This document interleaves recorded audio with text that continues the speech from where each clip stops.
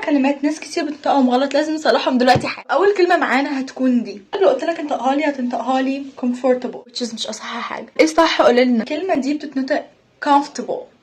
comfortable يا جماعه. comfortable. this chair is very comfortable. دي تاني كلمه معانا.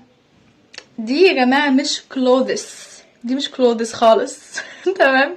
دي بتتنطق clothes مقطع واحد على بعض. I bought new clothes yesterday.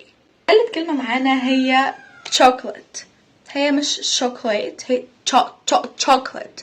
I love chocolate so much. الكلمة الرابعة واللي هي دي هسيب لكم 5 ثواني بسرعة تخمنوا نطقها ايه.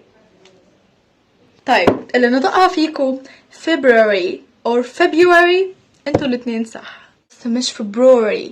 معظم الوقت في الامريكان اكسنت بتبقى February علشان نتيجة الكلام السريع بتاعهم او connected speech. My exam is in February. قولوا لي ايه اكتر كلمة كنتوا بتنطقوها غلط بقى.